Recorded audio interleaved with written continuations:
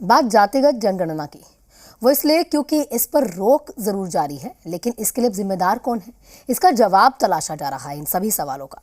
लेकिन अब इन सवालों का जवाब सियासतदानों के भी पास नहीं है। रिपोर्ट देख लीजिए। रोक पर तकरार, कौन जिम्मेदार, वार पलटवार, आरोपों की बौछार।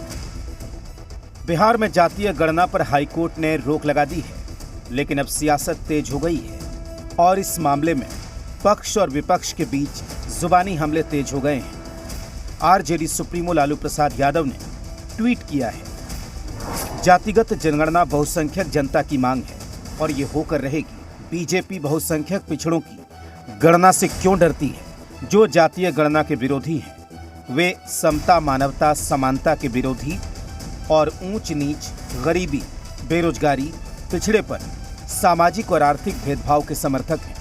देश की जनता जातिगत जनगणना पर बीजेपी की कुटिल चाल और चालाकी को समझ चुकी है। जातीय गणना पर रोक लगाए जाने के मामले में जेडीयू के राष्ट्रीय अध्यक्ष राजीव रंजन उर्फ ललन सिंह ने बीजेपी पर ठीकरा फोड़ा है।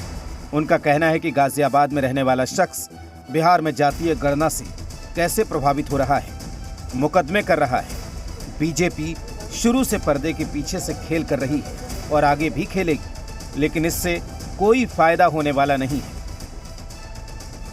मुख्यमंत्री नीतीश कुमार जी ने जातीय जनगणना का जो फैसला किया वो सभी दलों की सहमति से किया। अब कुछ दल पर्दे के पीछे से अगर जातीय जनगणना का विरोध करवा रहे हैं, कोर्ट में मुकदमा करवा रहे हैं, वो सब काम कर रहे हैं। बिहार के भवन निर्माण मंत्री अशोक चौधरी ने जातीय गणना रोके जाने पर बीजेपी पर निशाना साधा है।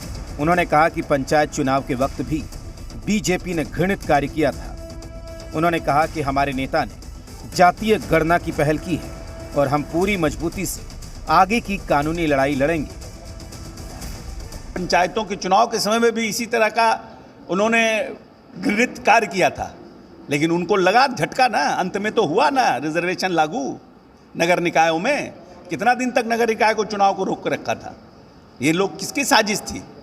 जनता सब समझती है, और ये साजिश के पीछे भी कौन है ये भी जनता समझ रही है।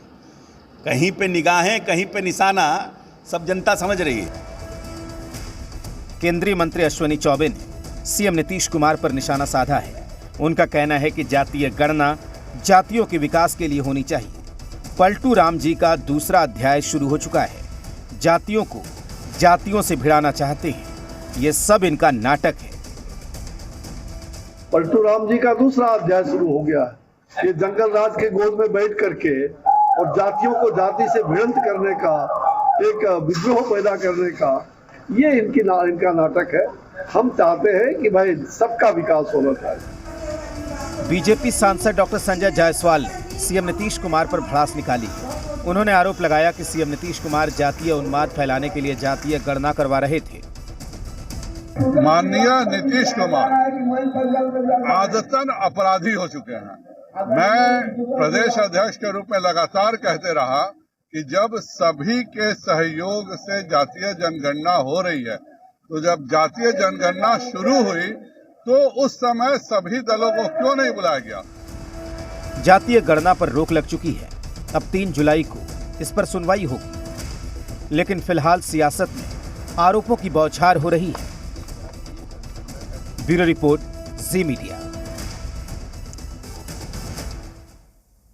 वहीं बागेश्वर